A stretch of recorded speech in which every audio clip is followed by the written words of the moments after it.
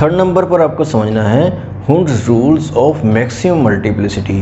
तो इसका क्या मतलब है, तो ये क्या आपको बताता है, जो आपने पहले पढ़ा था कि एक ही ऑर्बिटल्स, एक ही सबशेल के जो डिफरेंट ऑर्बिटल्स होते हैं, जैसे मैं 2p की बात करता हूँ तो 2p सबशेल के p कोई भी हो उसके 3 ऑर्बिटल्स ही होते हैं। और आपको ये बताया गया था कि इनको डीजनरेट ऑर्बिटल्स बोलते हैं, एक ही सबशेल के जो ऑर्बिटल होते हैं, क्योंकि उनकी एनर्जी सेम होती है। और आपको ये भी पता है कि एक ऑर्बिटल में मैक्सिमम 2 इलेक्ट्रॉन्स आ सकते हैं, और तो 3 ऑर्बिटल्स में कितने आ पाएंगे, आप कहोगे 6 आ सकते हैं। लेकिन सपोज हमारे पास 4 ही इलेक्ट्रॉन हैं, तो आप एक ऑर्बिटल में 2 इलेक्ट्रॉन डालें, ऐसे अपोजिट स्पिन में दूसरे ऑर्बिटल में भी 2 इलेक्ट्रॉन डालें, और तीसरा ऐसे ही बच जाए। तो इस तरह से फिलिंग नहीं करनी है अकॉर्डिंग टू दिस प्रिंसिपल।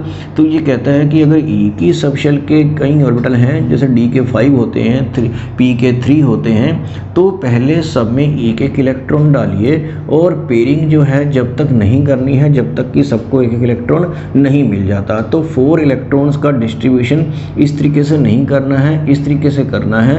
तो ये है Hund rule of maximum multiplicity. तो इसका डेफिनेशन भी आप नोट कर लीजिए। पहले, electron pairing in orbitals of same subshell can not take place until each orbital of that subshell contains 1 electron each, जब तक कि सबको एक एक इलेक्ट्रॉन नहीं मिल जाता। तो ये यहाँ से आपको इसका मतलब समझ में आ गया होगा कि पहले सिंगल इलेक्ट्रॉन ही देना है और पेयरिंग बाद में शुरू करनी है। तो ये जो electron pairing in orbitals of same subshell लिखा है, तो इसमें p, d और f की ही बात होती है। s ऑर्बिटल में इसकी ज़रूरत नहीं पड़ती, क्योंकि उसमें एक सिंगल ऑर्बिटल ही होता है। तो आपको इसका मतलब जो है समझ में आ गया होगा। और यहाँ पर जो लिखा है मैक्सिमम मल्टीप्लिसिटी, इसका मीनिंग अभी बताना है, तो वो मैं आगे आपको बता देता हूँ।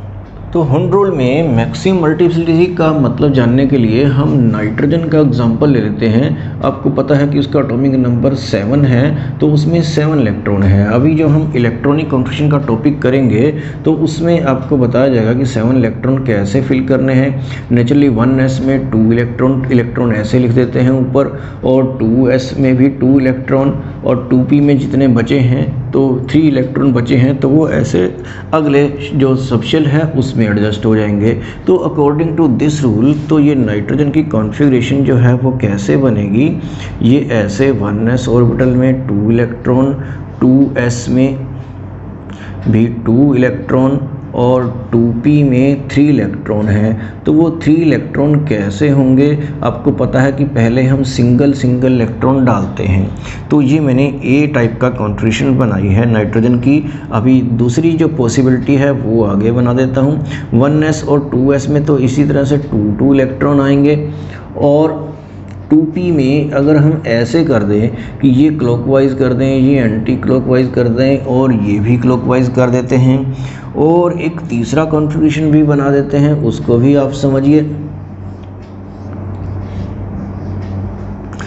तो ये ऐसे कर देते हैं, 2s में 2 इलेक्ट्रॉन, और 2p में आप पहले ऑर्बिटल में 2 इलेक्ट्रॉन डाल दें, और एक तीसरा अगले ऑर्बिटल में डाल दें, और उसको खाली रख दें लास्ट वाले को।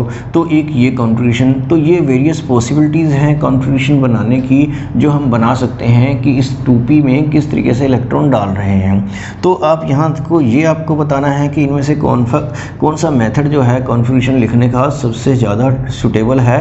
तो आप देख रहे हैं कि ये तो बिल्कुल रूल के अगेंस्ट ही है, तो ये तो बिल्कुल नहीं चलेगा, क्योंकि इसमें इलेक्ट्रॉन सब में पहले सिंगल फिल करने चाहिए थे। और इसमें जो है इन दोनों में से कौन सा ठीक रहेगा, उसके लिए आपको कैलकुलेट करना पड़ेगा total spin of unpaired electrons. ये total spin of unpaired electrons क्या होता है? अनपेयर्ड इलेक्ट्रॉन यही हैं जो सिंगली फिल्ड हैं, जो डबल हैं, एक ऑर्बिटल में 2 इलेक्ट्रॉन हैं, तो वो पेयर्ड बोलते हैं। तो इसकी जो स्पिन है क्लॉकवाइज है, ये +½ होती है, और इसकी भी +½ और इसकी भी +½ तो ये इतनी स्पिन हो जाती है इन तीनों इलेक्ट्रॉन की। और इनकी जो स्पिन होती है ये +½ -½ और +½ तो ये हाफ ही आएगा, क्योंकि ये कैंसिल हो जाएगा।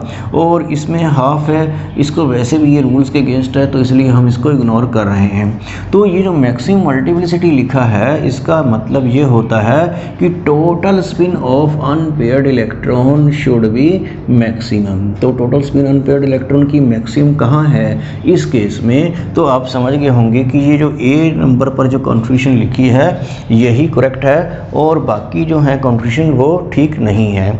तो इलेक्ट्रॉनिक कॉन्फ़िगरेशन कैसे लिखते हैं ये डिटेल में हम आगे समझेंगे।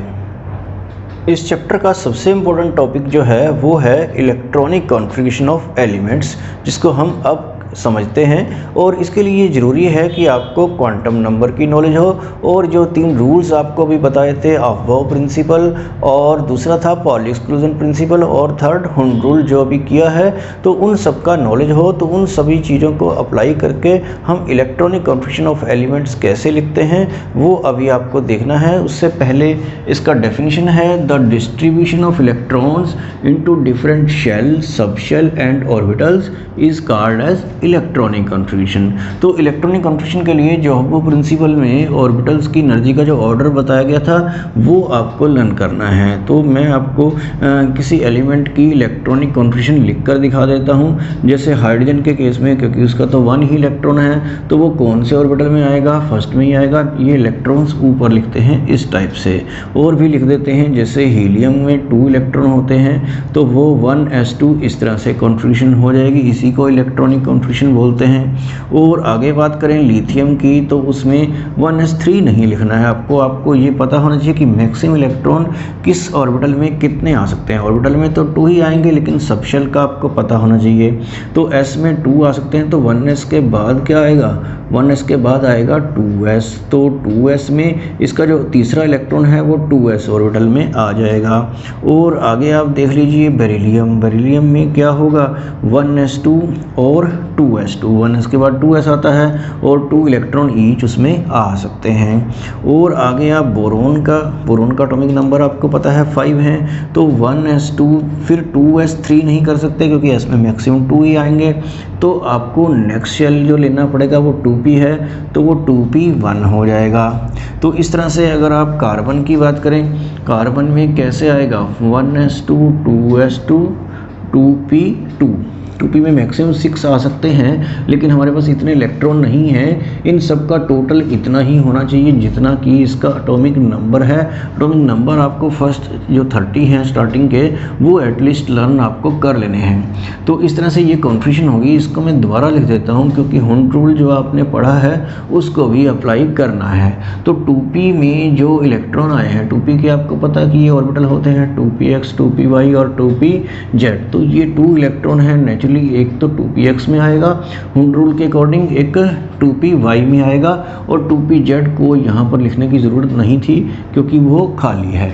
इस तरह से मैं आपको नाइट्रोजन का बता देता हूँ, तो वो कैसे लिखेंगे आप, 1s2 2s2 2p में कितने इलेक्ट्रॉन बचे हैं आपको पता है कि वो 2p3 बचे हैं। तो इसको हम दोबारा से कैसे लिखेंगे, 1s2 2s2, एक 2px में जाएगा, एक 2py में और एक 2pz में, और ये सारे पॉजिटिव स्पिन वाले ही होंगे।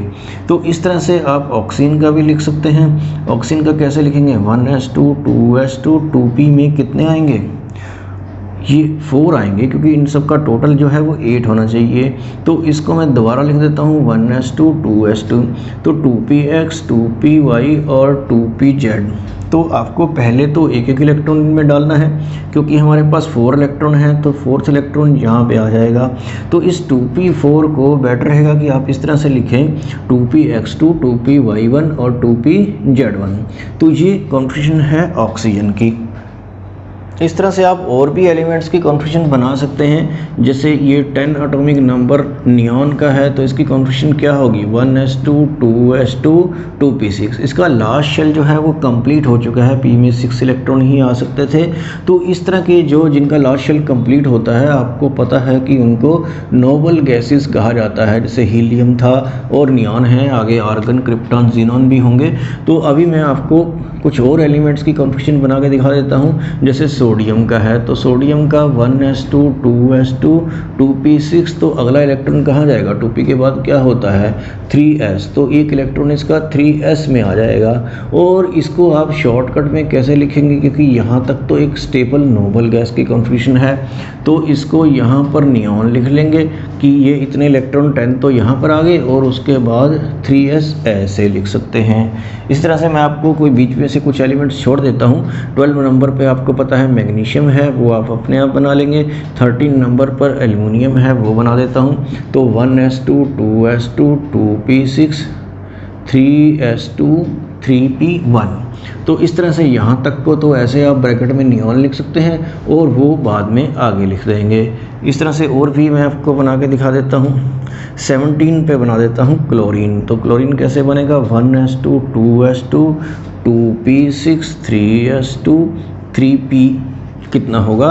तो आप इस तरह से लिखिए कि उनका टोटल जो है वो 17 आ जाए, और ये भी ध्यान रखना है कि p में 6 से ज़्यादा ना आ जाए, नहीं तो आपको अगला जो ऑर्बिटल है वो कंसीडर करना पड़ेगा। तो यहाँ पे अगर आप 5 लिखेंगे तो आप इनका टोटल चेक कर लीजिए कि वो 17 होता है या नहीं। तो इस तरह से ये कॉन्फ़िगरेशन बना लेंगे। आपको इसकी प्रैक्टिस कर लेनी है, और इसको स्टार्टिंग में आपको आराम से लिखना है। मैं थोड़ा जल्दी जल्दी लिख देता हूँ, तो आपको प्रैक्टिस कर लेंगे तो फिर आप भी इस तरह से क्विकली लिख पाएंगे। अगर आप 18 लेंगे तो उसकी कॉन्फ़िगरेशन क्या बनेगी, 1s2 2s2 2p6 3s2 3p6। तो ये भी लास्ट शेल कंप्लीट हो चुका है। तो आर्गन भी एक नोबल गैस है, और इसकी कॉन्फ़िगरेशन कैसी होती है, स्टेबल होती है। तो ये जो क्लोरीन में 3p5 लिखा था, तो ये 3px 3py और 3pz। तो आप इनमें 5 इलेक्ट्रॉन कैसे डिस्ट्रीब्यूट करेंगे, तो नेचुरली 2 इसमें और 1 इसमें। 3p6 में तो अंडरस्टूड है कि तीनों में 2 ईच हो जाएंगे। तो इस तरह से ये होगी कॉन्फ़िगरेशन आर्गन की। आगे कुछ और एलिमेंट्स देख लेते हैं। जैसे 19 पे पोटाशियम होता है, मैं 20 बना देता हूँ calcium. 1s2 2s2 2p6 3s2 3p6। आपने इनका टोटल भी चेक करते रहना है, और ये ऑर्डर ऑफ अबव प्रिंसिपल से लिया है। और मैक्सिमम नंबर ऑफ इलेक्ट्रॉन्स कितने आ सकते हैं, ये क्वांटम नंबर्स में आपको बताया जा चुका है कि p में 6 आते हैं, इसमें 2 आते हैं, और d में मैक्सिमम 10 आते हैं, तो वो भी ध्यान रखना है। तो अभी ये इलेक्ट्रॉन पूरे 20 नहीं हुए हैं। 3p के बाद कितना आएगा, क्या आएगा, 4s आएगा, और उसमें 2 इलेक्ट्रॉन डालते हैं, 2 उसमें आ सकते हैं, तो ये 20 हो जाता है। तो आगे कई बच्चों को आगे के वाले एलिमेंट याद नहीं होते हैं, तो वो मैं बना देता हूँ कि ये स्कैंडियम है, और इसका कॉन्फ़िगरेशन क्या होगा, 1s2 2s2 2p6 3s2 3p6। उसके बाद क्या है, 4s2, तो 20 हो गए। और 21 के लिए बाकी आगे का इलेक्ट्रॉन किस में जाएगा, 4s के बाद क्या आता है, 3d। 4s के बाद 3d आता है अकॉर्डिंग टू अबव प्रिंसिपल। जब आप कॉन्फ़िगरेशन लिखते हैं तो 3d पहले लिखना है, लेकिन इलेक्ट्रॉन जो है 4s में ही डालना है पहले। 3d बाद में भी लिख सकते हैं, लेकिन ये थर्ड शेल यहीं पर लिखा हुआ आपको ठीक लगेगा, लेकिन इलेक्ट्रॉन आपको याद रखना है कि पहले 4s में डालने हैं। तो इस तरह से हम कोई और एलिमेंट ले लेते हैं 22 पर। जैसे टाइटेनियम है, तो वो आप कर लेंगे 1s2 2s2 2p6 3s2 3p6 4s2 पर 20 हो गए, और ये 3d 2 हो गया। और फिर आगे कौन सा एलिमेंट हो जाएगा, वनेडियम। वनेडियम में भी इस तरह से 3d 3 आ जाएगा, और बाकी कॉन्फ़िगरेशन सेम रहेगी। और 24 पर जरा आपको ध्यान देना है, ये एलिमेंट है क्रोमियम। तो इसकी कॉन्फ़िगरेशन जो आप बनाएंगे 1s2 2s2 2p6 3s2 3p6, तो नॉर्मली आप कैसे बनाएंगे, 4s2 और 3d 4। 4s2 पर 20 हो जाता है, और 3d 4 करेंगे तो फिर वो 24 हो जाएगा। इसका एटॉमिक नंबर 24 है। लेकिन इसकी कॉन्फ़िगरेशन ऐसे नहीं होती है, इसमें ये एक्सेप्शनल केस है। तो आपको याद रखना है कि ये इलेक्ट्रॉन जो है इधर शिफ्ट हो जाता है, क्योंकि d5 पर स्टेबल हो जाता है, उसको स्टेबल इलेक्ट्रॉनिक कॉन्फ़िगरेशन बोलते हैं। तो इसको आपको दोबारा बनाना पड़ेगा, और 4s में 1 इलेक्ट्रॉन लेना है, और 3d में 5 लेने हैं। इसको बोलते हैं exactly half filled configuration. Half filled का मतलब है डी या तो 5 पर स्टेबल होता है या 10 पर स्टेबल होता है। तो 10 पर होगा तो कंप्लीटली फिल्ड होगा, 5 होंगे तो इसको एग्जैक्टली हाफ फिल्ड बोलते हैं। तो हाफ फिल्ड कॉन्फ़िगरेशन जो होती है या कंप्लीटली फिल्ड जो होती है ये मोर स्टेबल होती है due two symmetrical distribution. Symmetrical distribution का मतलब है सबको एक एक इलेक्ट्रॉन मिल जाता है, तो इसलिए ये वाला कॉन्फ़िगरेशन आपको ज़रूर लर्न कर लेना है। आगे वाली कॉन्फ़िगरेशन ईजी रहेंगी। आपको मैंगनीज बनाएंगे तो क्या होगा, उसमें लास्ट में 4s2 3d5 आ जाएगा। 4s2 पे 20, 3d5 करेंगे तो वो बाकी ये सेम ही रहेगी, तो वो 25 हो जाएगा। इस तरह से 26 आयरन का आप बनाएंगे तो उसका लास्ट में 4s2 3d6 हो जाएगा। इस तरह से 27 28 भी आप बना लेंगे तो वो यहाँ पर इलेक्ट्रॉन बढ़ते चले जाएंगे।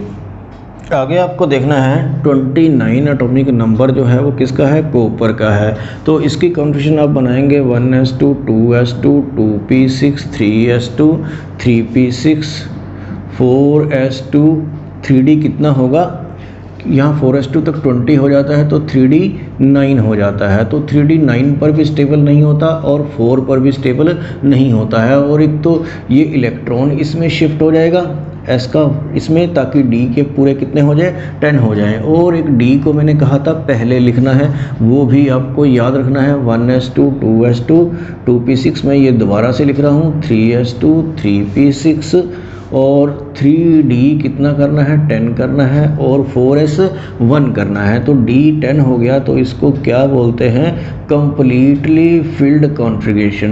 तो कंप्लीटली फिल्ड कॉन्फ़िगरेशन भी क्या होती है, स्टेबल होती है ड्यू टू सिमेट्रिकल डिस्ट्रीब्यूशन। एक फैक्टर होता है और भी फैक्टर होते हैं जिनकी वजह से ये बताया जाता है कि ये कॉपर की कॉन्फ़िगरेशन और एक मैंने आपको कराई थी क्रोमियम की, तो वो एक्सेप्शनल है, इनकी तरफ आपको ज़रूर ध्यान देना है। और लास्ट में मैं 30 नंबर पर जिंक की करा देता हूँ, यही सेम रहेगी 3d 10 रहेगा और 4s2 रहेगा। इलेक्ट्रॉन पहले 4s में फिर 3d में। तो इस तरह से जिंक की कॉन्फ़िगरेशन भी आप लिख लेंगे। अभी लास्ट में आपको समझना है इलेक्ट्रॉनिक कॉन्फ़िगरेशन ऑफ आयंस। तो आयंस जैसे पॉजिटिव आयन या नेगेटिव आयंस होते हैं, तो अगर किसी पॉजिटिव आयन की कॉन्फ़िगरेशन आती है तो उसके ऊपर जितना पॉजिटिव चार्ज है उतने इलेक्ट्रॉन आप कम कर दीजिए लास्ट शेल से।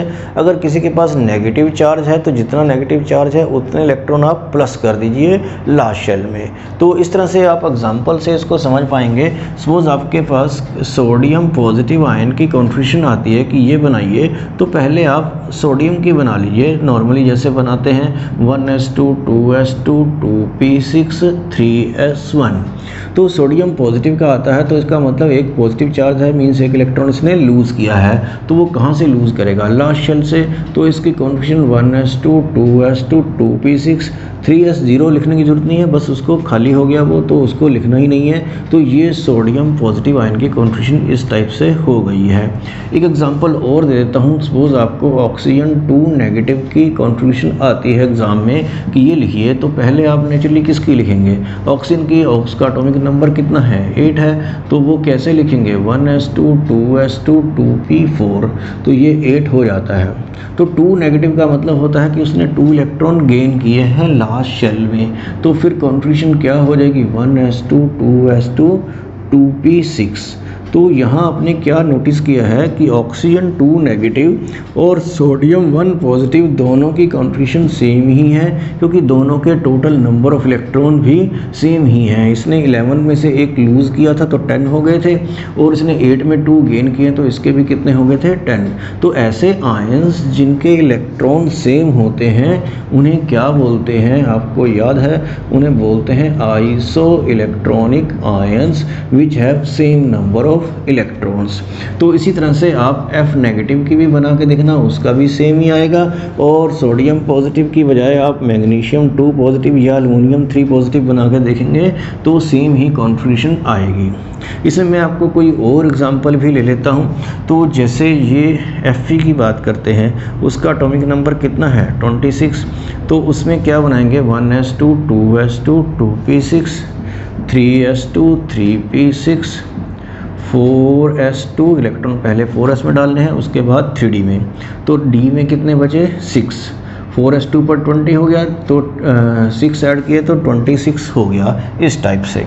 तो यहाँ पर कॉन्फ़िगरेशन अगर आपको Fe2 पॉजिटिव की बनानी है तो इलेक्ट्रॉन तो बाद में आपने डी में डाले थे, लेकिन जब आपको 2 इलेक्ट्रॉन निकालने हैं तो वो लास्ट शेल से ही निकालने हैं, इसलिए मैंने इसको लास्ट में लिखा था। कई बुक्स में ये पहले भी लिखा होता है। तो ये 4s से ही इलेक्ट्रॉन रिमूव करने हैं, चाहे ये कॉन्फ़िगरेशन ऐसे क्यों ना लिखी हो कहीं कहीं, तो इलेक्ट्रॉन आपको 4s में से ही आपको रिमूव करने पड़ेंगे क्योंकि वही लास्ट शेल है। तो Fe2 पॉजिटिव की कॉन्फ़िगरेशन बना देता हूँ 1s2 2s2 2p6 3s2 3p6 और उसके बाद 3d6 और 4s लिखने की ज़रूरत नहीं है। यहाँ पर आपको Fe3 पॉजिटिव की कॉन्फ़िगरेशन भी आ सकती है। आप कहोगे लास्ट में तो 2 ही इलेक्ट्रॉन थे तो वो तो हमने निकाल दिए, अब तो और नहीं निकल सकते, तो ये भी लास्ट के साथ ही है क्योंकि इनकी एनर्जी ऑलमोस्ट इक्वल ही है। तो ज़रूरत पड़ने पर आप डी में से भी निकाल सकते हैं। तो इस तरह से Fe3 पॉजिटिव की कॉन्फ़िगरेशन क्या बनेगी 1s2 2s2 2p6 3s2 3p6 3d5, 2 electron इसमें से निकाले और एक डी में से। एक ये क्वेश्चन आता है यहाँ पर कि Fe2 पॉजिटिव और Fe3 पॉजिटिव में से मोर स्टेबल कौन सा है। तो यहाँ पर आप देख रहे हैं कि Fe3 पॉजिटिव में 3d5 आता है, जबकि Fe2 पॉजिटिव में 3d6 आता है। तो 3d जो ऑर्बिटल होता है या d कोई भी ऑर्बिटल हो, या तो 5 पर स्टेबल होता है या 10 पर, या तो एग्जैक्टली हाफ फिल्ड हो या कम्प्लीटली फिल्ड हो। तो नेचुरली आपको लग रहा है यहाँ पर कि 3d5 ही मोर स्टेबल है। तो इट मीन्स कि Fe3 positive is more stable as compare to Fe2 positive. तो ये इसका आंसर है। एक और क्वेश्चन यहाँ पर आता है, जैसे ये Fe3 पॉजिटिव की कॉन्फ़िगरेशन आपको दी मैंने, तो आपने Fe बना के फिर Fe3 पॉजिटिव बना दिया। अगर हम ऐसे कहते कि यहाँ पर कोई ट्राई पॉजिटिव आयन है, ट्राई पॉजिटिव मीन्स 3 पॉजिटिव, तो वो कौन सा है वो आप फाइंड आउट करिए। अगर कॉन्फ़िगरेशन ये है, अगर ये कॉन्फ़िगरेशन है तो आपको पता नहीं है कि कौन सा एटम यहाँ पर लगाएं जिसके ऊपर 3 पॉजिटिव चार्ज आने पर ये कॉन्फ़िगरेशन आ जाए। तो आप इन इलेक्ट्रॉन्स का टोटल कर दीजिए, ये 2 + 2 + 6 + 2 + 6 + 5, तो ये करिए,